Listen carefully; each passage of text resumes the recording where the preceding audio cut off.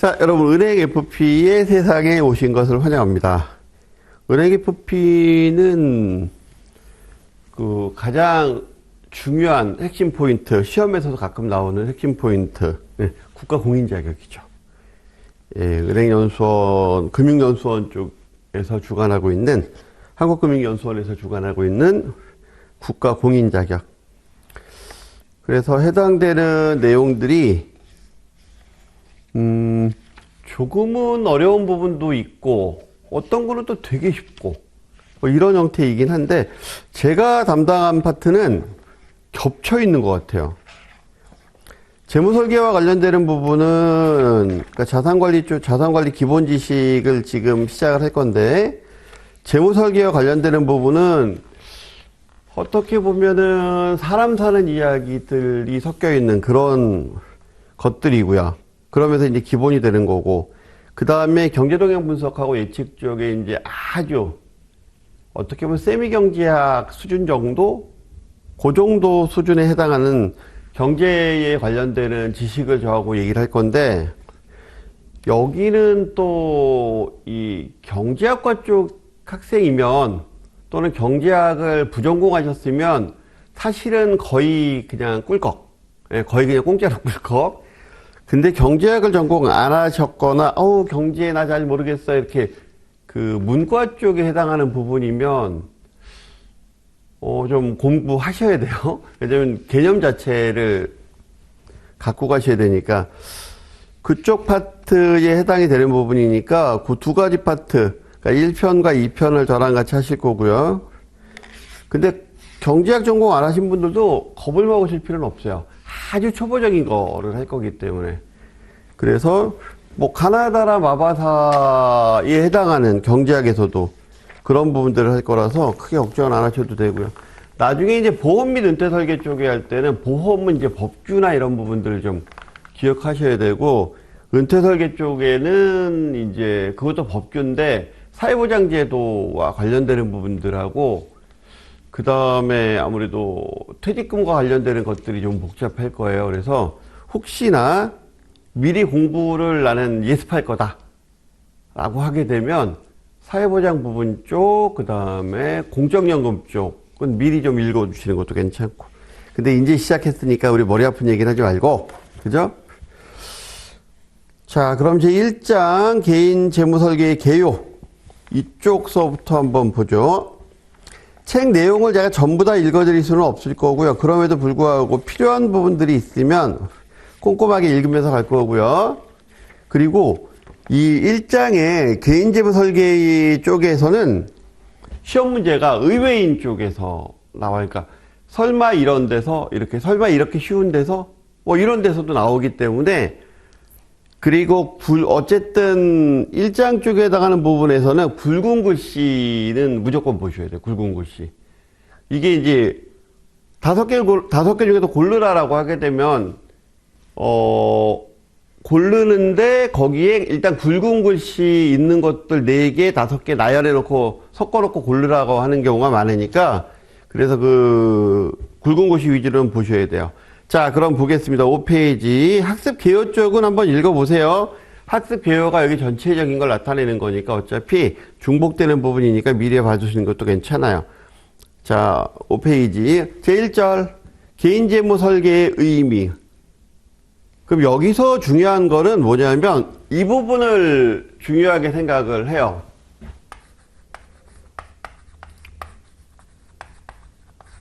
재무 설계와 그 다음에 재무 상담, 그리고 재무 설계의 과거와 현재, 그리고 우리가 이제 재무 설계를 하는 거잖아요. 재무 상담이 아니고, 그렇죠? 그러니까 이 차이점하고 재무 설계를 하는 이유, 왜 재무 설계를 해야 하는지. 그러면 재무 설계를 해야 하는 이유는 여러 가지 요인들이 있을 거잖아요. 뭐 사회적인 요인, 개인적인 요인, 뭐 금융적인 요인, 여러 가지 요인들이 있죠. 이 요인의 구성. 이게 어떤 요인들로 구성이 되어 있느냐. 요게 시험에 자주 나와요. 그러니까 사회적인 요인, 개인적인 요인, 뭐 아니면 경제적인 요인 막 섞여 있으면 각각의 요인들 안에는 또 세부 항목들이 있을 거잖아요. 그걸 확 섞어버리고 얘에 해당하는 것만 골라라. 또는 쫙 나열해 놓고 얘가 아닌 것은 이런 형태의 이제 문제가 자주 나오고 그러면 이 재무설계사, 그러면 이 재무설계 누가 하는 거예요? 재무설계사가 하는 거죠. 그렇죠? 그러니까 재무설계사가 굉장히 다양한 종류가 있어요. 한국 FPSB에서는 AFPK, CFP를 하고, 뭐, 금융투자협회에서도 하고, 그 다음에, 우리 한국금융연수원에서는 지금 여러분들 하고 있는 이걸 하고 있는 거고요. 그래서, 그러면 이거에 대한 차이가 뭐냐, 라고 했을 때, 우리 FP는 뭐다? 예, 공인 자격이다. 국가공인이다.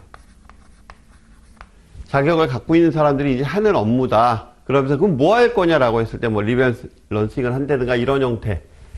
그러면 이런 재무설계사, 국가공인 재무설계사인 FP가 그러면 어떤 일을 해줘야 되느냐라고 할 때 6단계 프로세서. 그냥 주먹구구식으로 하면 안 되잖아요. 그렇죠? 그러니까 6단계 프로세서에 의해서 하면 된다. 그럼 6단계 프로세서 어떤 게 있느냐? 뭐 1단계 고객과의 관계 정립. 2단계 뭐 정보 수집하고 뭐 3단계 뭐 이런 식으로 기본적으로 나가는데 교재마다 6단계 프로세서를 나열하는 경우가 있고 그걸 압축해서 하는 경우가 있고 그래서 일단은 6단계라고 딱 단정 짓지 말고 어쨌든 프로세스로 간다. 자, 프로세스대로 간다고 프로세스대로 가려면 고객과 접촉을 해야 되잖아요. 그렇죠? 그럼 고객과 접촉을 하는 데 있어서 여러 가지 방법이 있겠죠. 어떤 방법이 있을까요? 직접 면담을 하는 방법이 있을 거고, 그쵸? 또는 뭐 SMS를 통해서 하는 것도 있을 거고, 이메일을 통해서 하는 것도 있을 거고요. 그쵸? 이메일을 통해서 하는 것, 메일을 통해서 하는 것도 있을 거고, 그 다음에 뭐 SNS를 통해서 하는 것도 있고 카카오톡이나 페이스북 뭐 이런 걸 통해서 하는 것도 있을 거고 다양한 방법들이 있는데 그거에 대한 장점과 단점, 전화도 있겠구나. 그렇죠?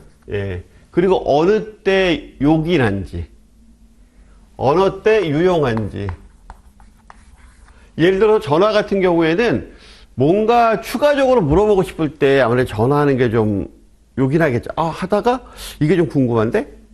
그래서 물어보는 경우, 뭐 이런 경우가 요긴하겠죠. 그렇죠? 그 다음에 SNS나 문자 메시지 보낼 때 막 새벽에 막 잘못 설정해서 날아가고 이러면 안 될 거잖아요. 그렇죠? 면담은 아무래도 여러 가지 장점이 있고. 그럼 뭐 설문서 조사도 있을 거고요. 그렇죠? 설문서를 미리 작성해 놓으면 면담할 때 아무래도 수월하겠죠. 뭐 이런 이제 장단점이 있어요. 그래서 여러 가지 이것들도 시험에 자주 나가니까. 이런 형태들. 그래서 전체적으로 그러면 이렇게 하는데 누구랑 할 것이냐라는 거죠. 누구랑 할 것이냐.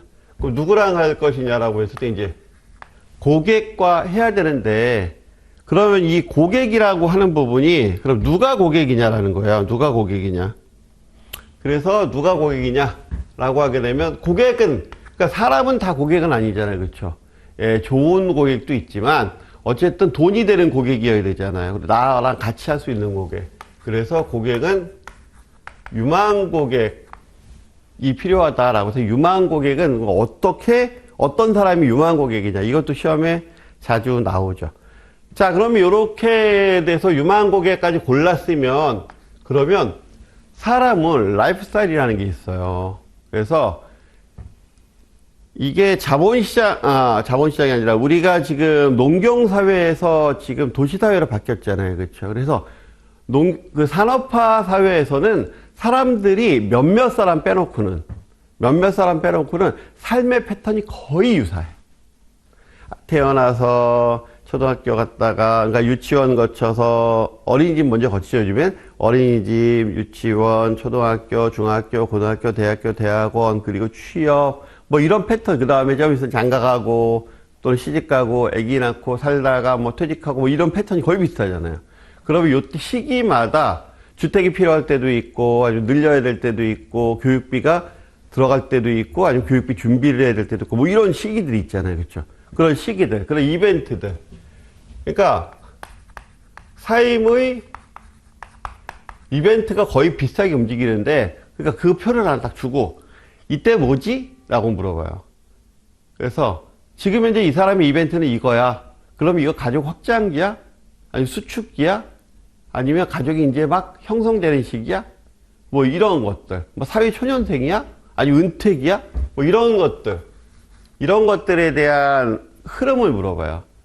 지금 현재 삶의 어떤 규범에 따르면, 또는 모범 기준에 따르면, 예를 들어서 어디에 있어? 사실 모범 기준은 아니긴 한데 일종의 그렇다라고 하게 되면, 뭐 이 나이에 이렇게 되고 이 나이에 이렇게 되고 한다라고 하게 되면 그런 것들을 주로 물어보죠. 그러면 이제 이런 삶의 이벤트에 대해서 이야기하려면 이 고객이 뭐를 해야 돼요? 예를 들어 자산이나 부채나 아니면 소비나 소득이나 이런 걸 분석해야 될 거잖아요. 그렇죠? 그렇게 해야지 잘 되고 안 되고를 하는 거죠. 그러니까 자산관리 기본 지식은 전체적으로 이 흐름으로 흘러가는데, 그러면 여기서 자산, 부채, 소비 지출이 나오면 이 자산이 제대로 형성이 되어 있는지, 부채 현황은 괜찮은지, 소비 같은 경우에는 두 가지로 갈라지거든요. 크게 보면 변동 지출이 있고 그 다음에 고정 지출이 있어요. 그럼 변동 지출이 뭐고 고정 지출이 뭐고, 그러면 여기서 좀 얼마를 좀 줄여서 여하이 잘 돈을 모을 수 있느냐라는 고민을 하려면 이 표를 만들어 봐야 되겠지. 그렇죠? 이런 표를 만들어 보게 되고, 그리고 나서 이런 표를 만들어 봐서 이 사람이 어떤 사람이다, 뭐 성향이 어떻다, 뭐 이런 걸 다 알게 되면 그 다음에 이제 이분한테 뭐를 해야 되겠어요? 이렇게 하는 게 좋겠습니다 하고 제안서를 낼 거잖아요. 그렇죠? 제안서를 내게 되면 그 다음에 이분은 뭐라 하겠어요? 실행을 하겠죠. 그거에 대해서. 그럼 그 실행이 잘 되는지를 뭐를 해야 돼요? 이제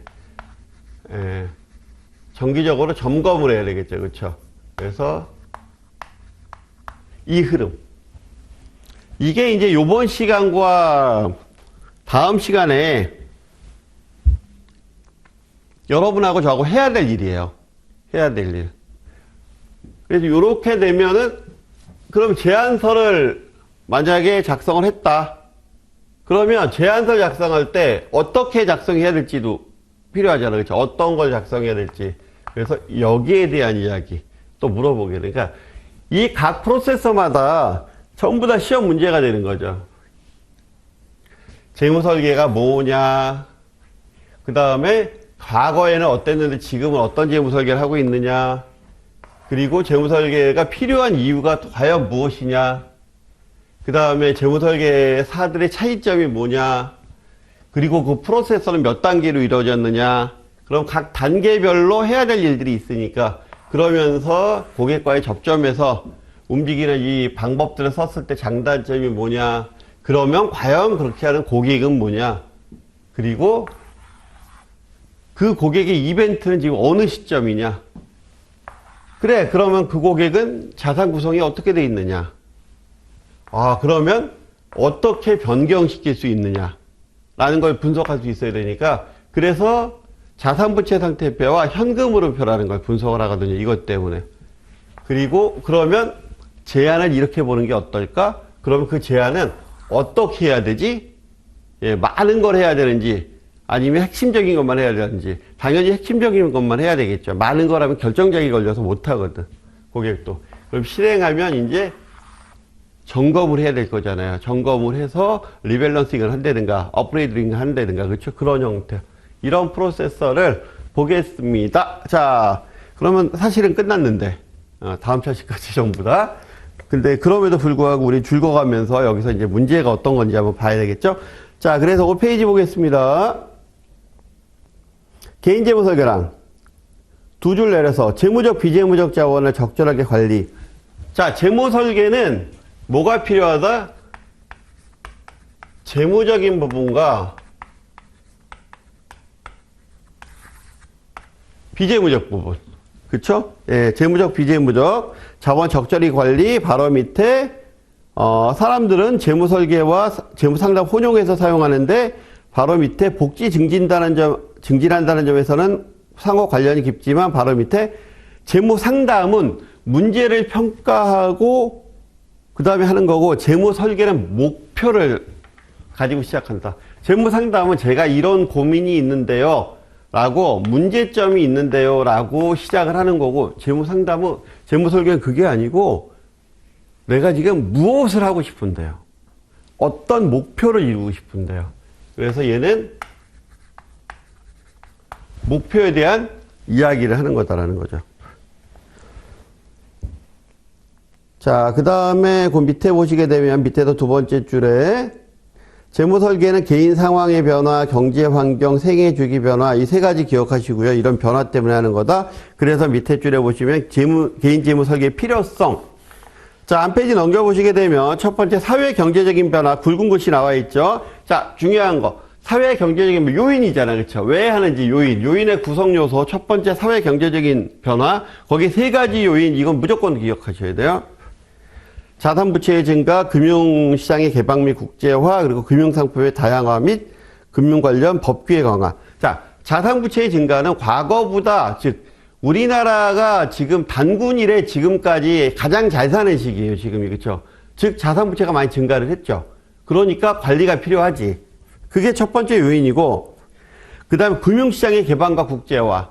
글로벌 사회에서는 금융시장을 개방 안 하면 살아나갈 수 없잖아요. 그렇죠? 그러니까 금융시장이 개방되게 되면 얼마나 복잡한 상품들이 들어오겠어요. 정말 복잡한 상품들이 들어오잖아요. 그렇죠? 옵션. 여러분들이 이제 배우게 되는 것도 옵션이다, 뭐 수합이다, 뭐 이런 거 섞어갖고 뭐 버터플라이다, 뭐 이런 거 배울 거예요. 복잡하잖아. 혼자 해결돼 안 돼. 안 되니까 필요하다. 재무설계사가. 그러면서 법규도 강화가 되고 뭐 이런 부분들이 있으니, 그래서 그 부분 기억해 주시고요. 거기 보시면 1-2에 보면 두 번째 IMF 이후 외국 자본 전면. 요 IMF도 좀 기억해 주시고요. 그 다음에 굵은 글씨 기억해 주시고, 그러면서 안에 있는 내용 읽으셔야 돼요. 예. 그 다음에 인구 통계적 배경에서 보면 1인 가구 증가. 혼자서 해결해야 되니까 도와줘야 된다라는 거죠. 저출산 고령화. 마찬가지 얘기예요. 두 번째 줄, 요거는 이것도 필요합니다. 세 번째 줄에 보시면 65세 고령층 늘어나는 반면에 0에서 14세 유소년, 15에서 64세 생산 가능 인구. 그래서 노년 부양비와 노령화 지수. 그리고 그 밑에 2000년 고령화 사회, 2017년 고령 사회. 그 밑에 2025년 초고령 사회. 물론 통계마다 약간씩 차이는 있지만 요게 이제 기본 통계라고 보시고요. 이 문구들은 다 기억하셔야 돼요. 그래서 한 페이지 넘겨보시게 되면 8페이지 맨 밑에 줄에 보시면 통계청에서 노년 부양비와 노령화 지수를 계산하는 공식이 나와요. 이 공식도 무조건 기억하셔야 돼요. 자, 분모와 분자 정확히 기억하십시오. 이거 시험에 자주 나오는 겁니다. 자주 나오는 거고. 그러니까 앞쪽에서 보면은 생산 가능 인구는 15세에서 64세까지였잖아요. 그러면 유소년 인구는 0에서 14세. 그러면 생산 가능 인구 위에다가 유소년 인구를 올리면 유년 부양비. 거기다 65세 이상 인구를 올리면 노년 부양비. 그 다음에 유소년 인구를 밑에다 깔고 그 위에 노인 인구를 올리면 노령화 지수. 그쵸? 그거 외우셔야 됩니다. 그 다음에 이제 노동환경이 변화가 되죠. 노동시장의 유연성 첫 번째 줄에. 그래서 평생 직업이 깨졌다. 노동시장이 유연하다는 얘기는 한마디로 얘기해서 노동시장 자체가 어떻다. 굉장히 잘르기 좋은 시장으로 바뀌어 있다. 그렇기 때문에 한번 잘리면 근데 새로 직장 취직하기 어렵죠. 그러니까 관리가 필요한 거예요. 자, 그리고 소비자 의식의 변화. 개인주의적 사고방식과 개별성을 추구하죠. 그래서 그 밑에 개성과 가치 중시한다. 다양성이 추구될 거다. 그러니까 개별적인 뭐가 붙어야 된다. 전담 상담사가 붙는 거다. 그 다음에 비재무적 요구가 증가를 하고, 그죠? 재무적, 비재무적인데 비재무적 요구도 증가를 하고, 그 다음에 재무설계의 중요성을 인식하고 있다. 그 다음에 한 페이지 넘겨서 보시게 되면, 그래서 자, 자산관리사 역할과 의무. 자, 조금 아까 얘기했었던 그 요인들은요, 시험에서 주로 어떻게 나오느냐. 다음 중에서 사회적 요인에 해당하지 않는 것은, 또는 다음 중에서 소비자 인식 변화와 관련된 내용을 설명한 것이다 적절하지 않은 것은. 뭐 이런 식으로 해서 토시 하나 안 놓치고 거긴 다 읽어보셔야 돼요.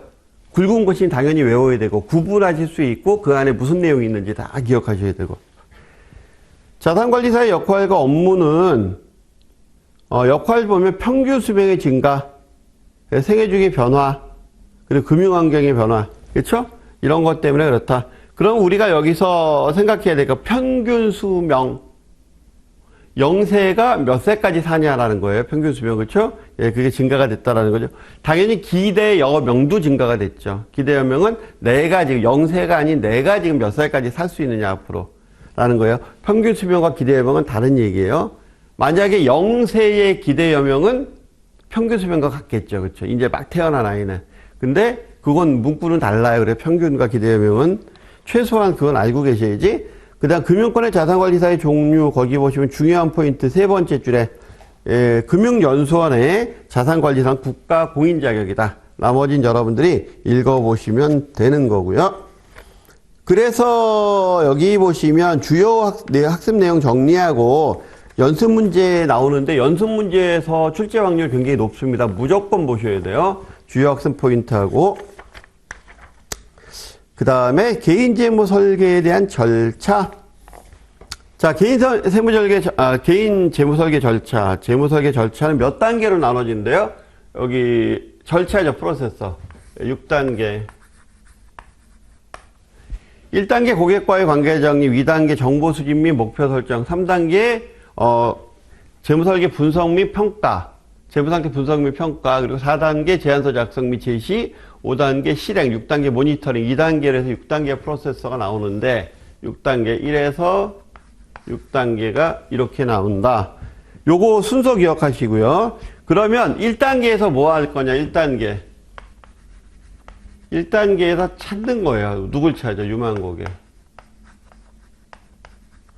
자, 1단계에서 유망 고객을 찾아야 그 고객한테 뭐를 갖다 달라 그럴 거야. 내가 정보를 갖다 달라 그럴 거잖아요. 그렇죠? 정보 수집. 유망 고객이 아닌데 정보를 받아봐야 소용이 없잖아. 그러니까 1단계에선 유망 고객 찾기, 고객과의 관계 정립 단계에서 그래서 한 페이지 넘겨보시게 되면 맨 20페이지에 보시면 맨 위에 유망 고객을 찾는다. 유망 고객은 누구를 통해서 찾는다? 지인, 계약자, 소개 이런 걸로 해서 아마 자산관리사를 하면서 독립해서 하게 되면 제일 먼저 유망 고객을 찾는 게 지인 먼저 찾을 거예요. 그렇죠? 그 다음에 이제 기계약자 찾을 거고 원래 저런 거예요.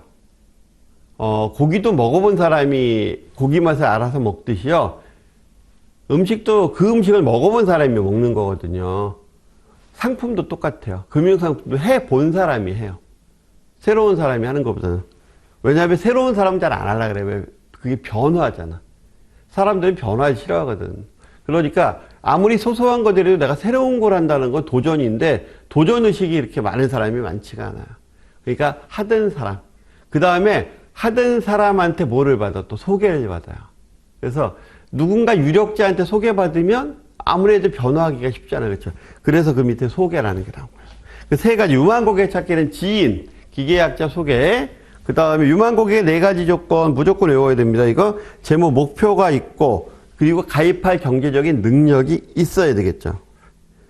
그 다음 만남이 가능해야 되고요. 그리고 실행력이 있어야 되겠죠. 예를 들어서 목표도 있고요. 돈도 많어. 실행할 수 있는 사람인데 내가 도저히 그 사람은 못 만나. 왜? 해외에 있어. 그 사람 유망 고객으로 설정할 수가 없잖아요. 그렇죠? 아니면 대그룹 총수야. 내가 만날 수도 없는데 유망 고객 설정해봐야 뭐해. 그 다음 면담 준비.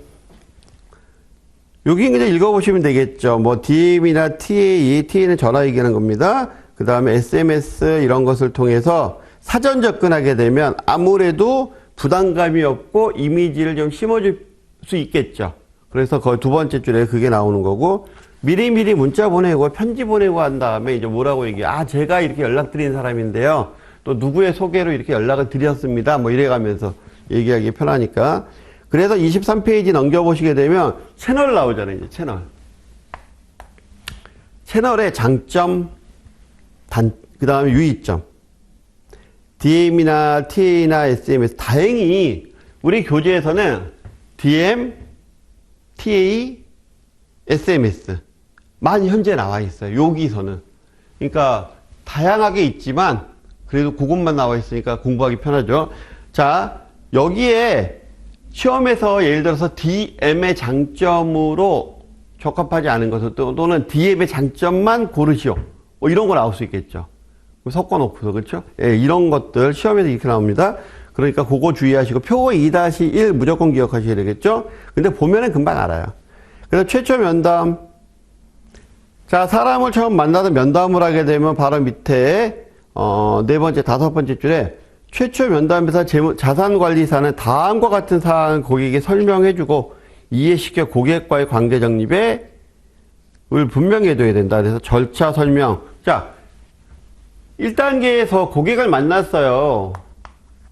고객을 만나서 처음에, 그쵸? 고객과의 관계 정립을 하는 단계야. 관계를 정립하는 단계예요. 그러면 뭐를 가르쳐 줘야 되겠어? 내가 이런 걸 할 수 있고, 그 다음에 나는 이런 경험이 있고, 그래서 당신한테 이런 걸 제공할 수 있고, 이렇게 되면 당신한테 뭐가 이득이 되고, 뭐 이런 얘기를 해줘야 될 거잖아요. 그죠? 그래야 그 고객이, 아, 그래요? 그러면 뭐가 필요하시죠? 이렇게 될 거잖아요. 그래, 2단계 정보 수집을 하지. 결국은 무슨 얘기예요? 1단계에서는 고객과 신뢰를 쌓아야 되겠죠. 그죠? 그 얘기를 하는 거예요. 그래서, 개념을 설명하고 이렇게 갈 거고, 그 다음에 내가 경험과 뭘 해줄 수 있으니, 그래서 정보는 이런 게 필요하다. 이렇게 정보 수집이 중요하다라고 알려주는 거죠. 그래, 바로 밑에, 그래서 가볍고 일상적인 것부터 시작해서 뭐 질문을 유도하는 게 바람직하다. 그러면서 한 페이지 넘겨보시면 고객과의 대화 좀 나오죠? 여기는 시간 되시면 읽어보시고, 그렇게 하려면 뭘 해야 돼요? 고객과 관계 정립에서 제대로 하려면 질문을 해줘야 되겠죠? 좋은 질문, 그쵸? 그리고 나서 질문해 놓고 나서 그 다음 뭘 해줘야 돼? 경청을 해줘야 되겠지. 그래서 효과적인 질문과 경청, 요거 시험에 자주 나옵니다. 네 번째 줄에 좋은 질문이란 호기심을 가지고 하는 거예요. 그러니까 이건 어떤 호기심? 순수한 호기심. 난 너한테 정말 궁금해, 당신이. 그러니까 당신 나한테 얘기 좀 해줘봐. 나 정말 궁금하거든? 당신이 얘기를 해주게 되면 내가 뭔가 도와줄 수 있을 것 같은데, 나랑 어떻게 해볼 수 있을 것 같은데, 정말 궁금해요. 라고 하는 그런 호기심이 있어야 되고요. 그래서 그 밑에 네 줄 내려가서 보시게 되면, 최초 면담 시 활용할 수 있는 유용한 질문. 자, 상황 파악 질문이라는 게 있죠. 너 누구니? 너는 어떤 사람이야? 이런 거죠. 그 다음 문제인식 질문은, 너 혹시 이거 알고 있어? 노후에 대해서 고민해 보셨어요? 이런 것들이에요. 그 다음에 시사 질문. 야, 요즘에 고령화가 이렇고 뭐 이런데 어떻게 생각하십니까? 뭐 100세 시대를 맞이해서 어떻게 생각하십니까? 이런 것들. 그 다음에 그런 문제가 있을 때 어떻게 해결하실 수 있으시겠어요? 이렇게 해보는 거 어떨까요? 문제 해결해주는 질문. 시험에 굉장히 자주 나와요. 무조건 나온다. 이거는. 그래서 상황 파악 질문은 고객이 현재 처해 있는 배경, 정황, 사실, 정보 등을 수집하기 위한 질문이다. 이게 핵심 포인트죠. 그러면서 그 밑에 가족 관계는 어떻게 되세요? 이거는 이제 아니면 어느 학교 나오셨어요? 지금 국적이 어디시죠? 뭐 이런 것들. 그다음 어느 은행 거래하세요? 주로 금융상품은 그동안 어떻게 하셨죠? 이건 이제 어떤 성향이냐를 알아볼 수 있겠죠. 그 다음에 자산관리사의 질문으로 현재 안고 있는 어려움이나 문제를 고객 스스로 인식할 수 있게 하는 질문. 그래서 자녀 교육비나 이런 거에 대해서 별 생각 안 하고 있으면 교육자금을 어떻게 준비하고 계시죠? 뭐 이런 형태. 그래서 그 밑에 나와 있는 질문들 다 기억하셔야 돼요. 이런 형태의 질문이 똑같이 나올 수 있지만 살짝 변형돼서 나올 수도 있겠죠. 자, 시사 질문. 고객 문제로 인해 파급되는 결과에 대한 심각성과 중요성 등을 고객이 스스로 인지하게끔. 그러니까 주로 이런 질문들은 고객이 인지하고 못하고 있든가 잘 알지 못하고 문제를 의식하고 있지 못한 것들을 깨우치게 만드는 형태의 질문들. 100세 시대 준비 없이 산다라고 하게 되면 고객님은 노후가 어떻게 되실까요? 어떤 모습이 그려지세요? 뭐 이런 식으로. 그 다음 중대질병에 걸려서 치료비가 필요하다면 남은 가족의 생활비는 어떻게 해야 될까요? 뭐 이런 것들. 그래서 시사 질문과 관련되는 것들, 가족 상황은 어떨까요? 이런 식으로. 그 다음 해결 질문. 고객으로 하여금 해결책의 효용, 가치, 이득 등을 느끼게 하는 거. 그래서 자산관리사의 해결안. 해결한 제안의 동의를 구하는 거. 그러니까 이런 건 이렇게 된 거죠. 각자 문제 인식하고 그 다음에 그 문제 인식을 바탕으로 해서 이런 부분이 있는데 이런 건 어떠세요?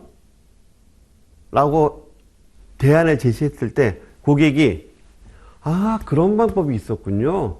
라고 하고 동의를 구하는 거죠. 그렇게 하면 되겠군요. 그게 이렇게 되는 거였군요. 그럼 그렇게 하는 게 맞겠네요. 그러니까 하세요. 그래서 그걸 해야 되나요? 그럼 할게요가 아니고 그러면 할게요. 그런 방법이 있었군요. 그럼 당연히 해야죠. 이렇게 내가 적극적으로 하게 만드는 거지 수동적으로 끌려오게 만드는 그런 질문이 아니에요. 문제 해결 질문은. 그래서 해결한 제안의 동의를 구하는. 그 다음에 그 밑에 경청이란 고객의 말에 주의 깊게 공감하며 듣는 자세를 말한다. 그래서 경청을 통해서 고객의 자발적인 참여 유도. 그래서 거기 밑에 보시게 되면 이를 통해서 고객의 생각이나 가치관 등 비재무적 정보 수집 가능하다. 가장 강력한 설득은 뭐다? 경청에서 시작된다. 설득의 시작은 경청이다라는 거죠. 예.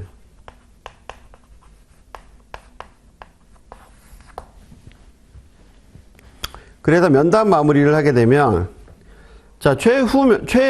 초의 면담에서 당연히 모든 정보나 생각을 알아내는 것은 쉽지 않죠. 당연히 쉽지 않아요. 그래서 바로 밑에 예상 시간을 넘기지 않는 바로 밑에 그리고 비밀 유지가 당연히 지켜져야 되는 그런 것들이 필요하다. 그럼 1단계 전체적으로 살펴보게 되면 1단계는 유망 고객을 발굴하고 그 다음에 접촉할 수 있는 방법에 대해서 알고 질문과 경청이 포인트죠. 그렇죠? 예, 그러면서 각각의 질문 4가지 있었어. 이거 시험에 무조건 나옵니다. 예. 그래서 예를 들어서 질문에 대한 이야기를 하나 이렇게 주고 이거 뭐냐?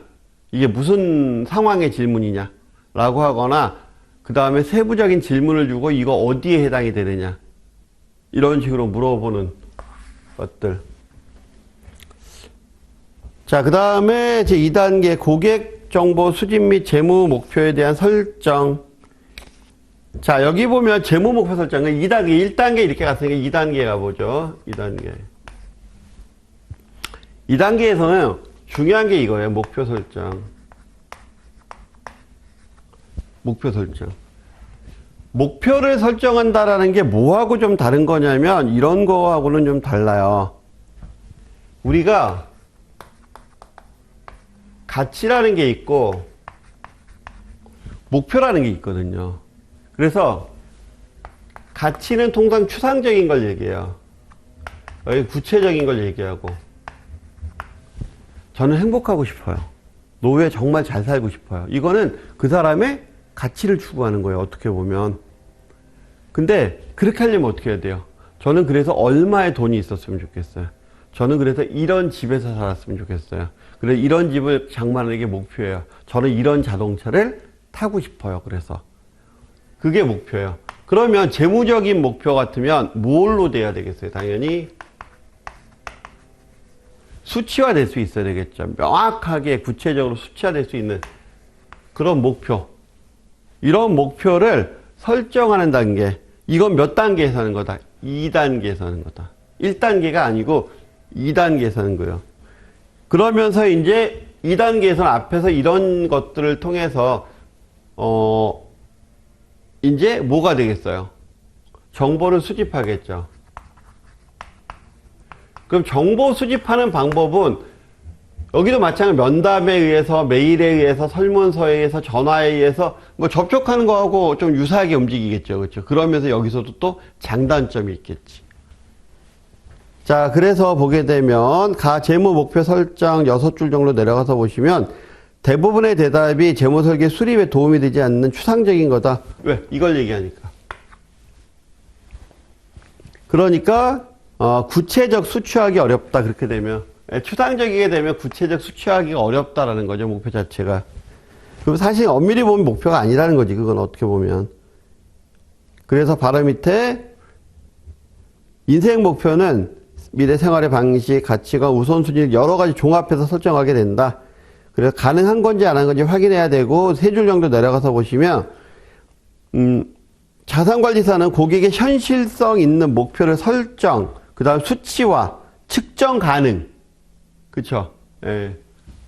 그러니까 구체적이어야 된다라는 거예요. 수치화되어 있으면서. 도움을 주어야 된다. 한 페이지 넘겨보시게 되면, 그래서 고객과의 대화 내용이 나오고, 자, 그래서 고객의 재무 목표를 파악하는 방법. 첫 번째, 대부분 우리가 만나는 고객은 재무 목표에 익숙하지 않거나 막연한 생각을 한다. 이거는 맞는 것 같아요.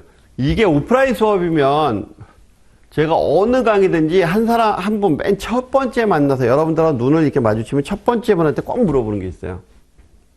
어느 강의나 똑같아요. 제 강의를 제가 여러 가지 강의를 하는데 여러 가지 강의를 다 들어와 보면 다 똑같이 딱 첫 번째 이걸 물어볼 거예요. 어느 사람한테든 딱 한 사람만. 꿈이 뭐예요? 전 100% 이걸 물어봐요. 꿈이 뭐예요? 라고. 두 번은 안 물어봐. 왜냐면 이미 다른 분들은 이제 머릿속에 준비를 하고 있거든. 나한테 물어보면 이거 대답해야지. 이런 식으로. 근데 또 두 번째 물어봐도, 준비 안 하신 분들이 있을 거예요, 분명히. 근데, 어쨌든 꿈이 뭐예요? 라고 물어봐요. 근데 대부분 대답 못 하거든. 왜? 그러면 없다는 거야, 꿈이. 그냥 산다는 거지. 근데 그런 분들의 목표가 설정이 돼 있겠어요? 그러니까 이게 중요한 거예요, 굉장히. 그 얘기를 하고 있는 거예요. 그래서 정리되지 않고 상황이 바뀔 때마다 변경되기도 한다. 바로 밑에, 그리고 추상적이고 막연하기도 한다. 그걸 구체적이고 수치화되게 도와주어야 된다. 그래서 고객의 일반 관심사를 알아보는 방안이 있죠. 둘, 넷, 여섯, 8가지. 이것도 기억하십시오. 재무 관심사 다음과 같은 것들이 있다라고 해서 은퇴 후에는 은퇴자금 확보, 창업을 위해 사업자금, 조기 사망 같은 경우에는 보장자산이겠죠. 조기 사망. 그래서 우리가 보험 및 은퇴 설계에서 또 이 얘기를 할 거고. 그러면서 기간별로 재무 목표를 살펴보는 방안에 보니까 첫 번째 단기, 중기, 장기. 자, 우리 여기서 단기는 몇 년으로 봤어요, 지금? 1년 봤어요. 중기는 10년까지 봤고요. 그 다음에 장기는 10년 이상으로 봤죠. 그렇죠? 10년 미만과 이상으로 봤죠. 이렇게 단기는 1년 이내. 그래 각각의 목표 만든다. 그러면서 바로 밑에 생애 주기별 재무 목표를 살펴보자. 그래서 한 페이지 넘겨보시게 되면 생애 주기. 사람은 거의 비슷한 이벤트를 갖고 간다라는 거죠. 이런 비슷한 이벤트를 갖고 가는데 이런 이벤트들이 각각 언제 뭐를 하느냐라고 하는 어떤 규정된 시간표 같은 사회적 규범 같은 게 있잖아요. 태어나서 대학 졸업하게 되면 뭐 해야 돼요? 취직해야죠. 취직했으면 결혼해야지. 결혼했으면 애 낳아야지. 그 다음에 애 낳으면서 그 전에 집장만 하거나 그러면 나이가 들어서 애들이 커가면 집 확장해야죠. 그러면서 또 뭐 해줘야 돼요? 내 노후도 준비해야 되지. 그러면서 결혼시켜야 되죠. 그죠? 유아교육 들어가다가 이제 육아비가 들어가다 이제 교육비가 많이 들어가죠. 그러다 세월 흘러서 나 퇴직해야지. 그러다 이제 가족이 그러면서 독립해 나가니까 축소가 되죠. 그리고 은퇴기나 지내야 되잖아요. 그렇죠? 이 흐름은 거의 대동소이하다라는 거죠. 그러니까 이걸 물어봐요. 이게 맞히기가 어려운 게 뭐냐면 나하고 다르거든. 이건 규정된 시간표고 이게 정해져 있는 건데 나는 이 시간으로 안 산단 말이야 지금. 예를 들어서 자녀 양육기인데 나는 자녀가 없어. 뭐 이럴 수 있잖아요. 그렇죠? 나는 결혼할 생각이 전혀 없단 말이에요. 비혼이란 말이에요. 그럼 나랑 안 맞을 수도 있어요. 그리고 여기 보시면 가족 성장기인데 주택 확장에 대한 이벤트가 있잖아요. 근데 나는 처음에 샀을 때 넓은 집을 사서 주택 확장할 필요가 없어. 40평대야 지금. 그럼 내가 주택 확장 이벤트가 필요가 없잖아요. 오히려 축소해야 가야죠. 나중에. 그렇죠? 그래서 좀 다를 수 있어. 내 삶하고. 근데 이거는 사회 통념상 나오는 규정된 시간표예요. 얘는 그대로 기억해야 돼. 이건 시험에 자주 나와요. 예를 들어서 뭐 첫 자녀가 출산이 되고 자동차 구매 자금 등이 필요한 시기는 언제냐? 그러면 가족 형성기죠. 그런 형태로. 그 다음에 쭉 나열해 놓고 이 중에서 무슨 기에 해당하는 것은 또는 막 나열해 놓고 이거는 무슨 기에 해당하는 거냐 뭐 이렇게. 그 다음에 재무목표 우선순위를 결정합니다. 재무목표 우선순위를 결정하는 것이 필요하다. 우선순위 결정. 자, 여기서는 이제 삶의 이벤트를 쭉 있잖아요. 그럼 이 중에서 뭐를 정해야 돼? 삶의 이벤트 안에서도 또 이벤트들이 있으니까 단계마다. 그러니까 뭐가 필요해? 우선순위 결정. 자, 우선순위를 결정하는 이유는 간단하죠. 자원의 희소성. 그렇죠. 자원이 희소하기 때문에. 그렇죠. 자원의 희소성. 자원이 희소하기 때문에 당연히 우선순위를 결정해서 가야 되겠죠.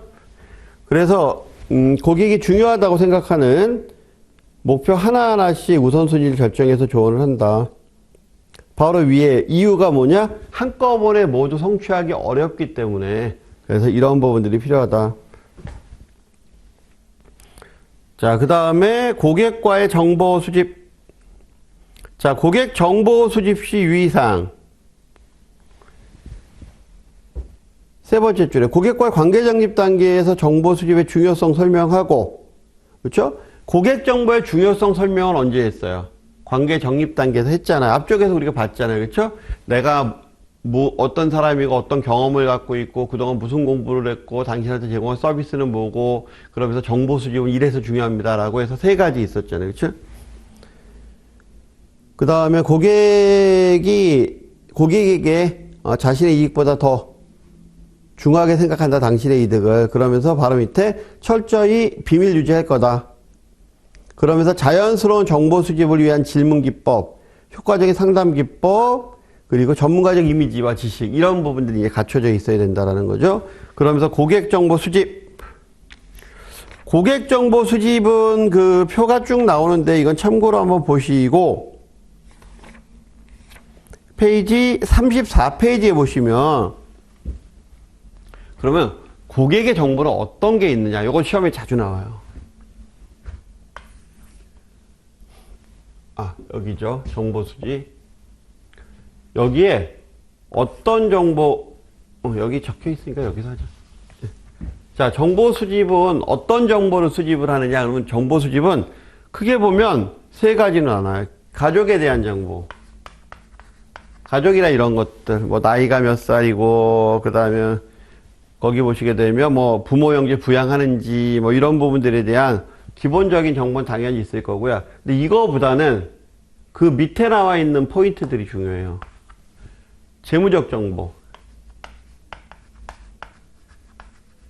그러니까 우리가 정양적 정보라고 얘기하죠. 그 다음에 비재무적 정보. 이거 우리가 정성적 정보라고 얘기하거든요. 그래서 각각 재무적 정보와 비재무적 정보를 우리는 왜 중요하게 생각하느냐? 얘를 섞어. 이게 문제야. 재무적 정보와 시험에서는 비재무적 정보를 섞어놓고 뭐라고 얘기해요? 이 중에서 재무적 정보에 속하는 것은, 이 중에서 비재무적 정보에 속하는 것은, 또는 다음 중에서 재무적 정보로만 묶은 것은, 또는 다음 중에서 비재무적 정보로만 묶은 것은, 다음 중 재무적 정보가 아닌 것은, 다음 중 비재무적 정보가 아닌 것은. 그죠? 예. 그렇게 해서 요 출제가 자주 돼요. 이 파트가. 근데 문제는 뭐냐면 여기서 우리가 고민을 해야 되는 문제는 뭐냐면 이게 헷갈리는 것들이 있다라는 거예요. 헷갈리는 게 없으면 당연히 안 하죠. 자, 소득 자료는 뭐 재무적 맞죠? 돈에 대한 이야기, 지출 자료 마찬가지, 자산 부채 자료, 돈에 대한 이야기죠. 재무적 정보는 세무, 은퇴 관련 자료, 은퇴 관련 자료는 재무적 정보에 들어가는 거예요. 기억하셔야 돼요. 보험 관련 자료는 뭐 보험료나 뭐 이런 부분이니까 종업원 복지 관련 자료, 복지, 그럼 복지 뭐 돈 들어가니까. 그 다음 개인 사업 관련 자료. 이게 그런가? 뭐 증여상속. 오케이. 요건 알겠어. 헷갈릴 수 있는 게 은퇴 관련 자료 정도 있는 것 같아. 정석적 정보를 보게 되면 가치와 꿈. 그치? 아니지. 생활 방식. 아니죠. 관심과 취미. 아닌 것 같아. 취미 생활은 돈이 좀 들어가지만 그래도 재무적이라고 보긴 좀 어려워. 사회적 지지. 예상 수명. 그렇죠. 근데 자, 개인 재무 설계 관련 경험과 지식. 요건 좀 재무적인 것 쪽으로 좀 쏠릴 수 있는 생각이, 그쵸? 근데 거기다 위험 수용 성향.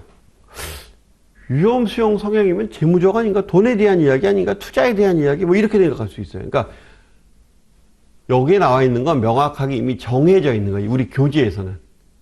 이대로 기억하셔야 돼요. 그 다음에 그 옆에 페이지에 보시면 정보 수집 방법에서 나오죠. 자, 정보 수집 방법.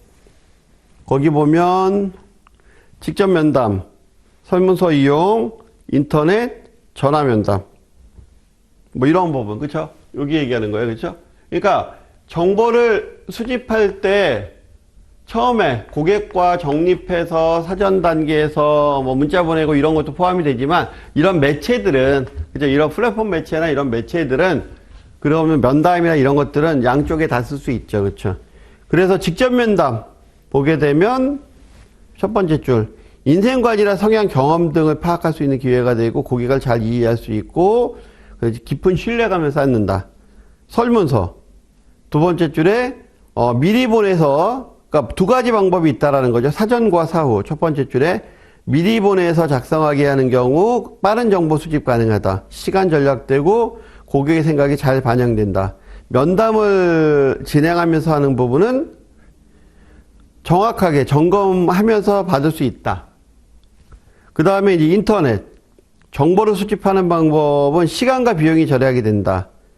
고객과의 재무 설계 업무 진행 과정이 쌍방향으로 의사소통할 수 있다. 그쵸? 그 다음에 전화. 이미 수집한 정보 중에서 간단하게 질문이 필요하거나 답변 확인. 뭐 이런 거에 더 효과적이다. 아, 제가 좀 추가적으로 여쭤볼 게 있는데요. 뭐 이런 부분들. 그렇게 해서 거기부터 보시면 면담, 설문서, 인터넷, 전화에다 장점들이 나와 있어요. 얘하고 그 다음에 앞쪽에서 우리가 했었던 앞쪽에서 페이지 23페이지 DM, TA, SMS 요 두 가지는 너무나 당연하게 적혀 있는 거긴 하지만 하나는 고객과의 관계적인 단계에서 그 DM, TA, SMS의 장점, 단점. 그 다음에 정보 수집 단계에서의 면담, 설문서, 인터넷, 전화에 대한 장점, 단점. 그렇죠? 예, 그런 부분들을 철저히 잘 알고 계셔야 돼요. 시험에 자주 나옵니다. 자, 요번 시간이 많이 됐으니까 다음 시간에 3단계에서부터 마지막까지 한번 진행해 보도록 하겠습니다. 수고하셨습니다.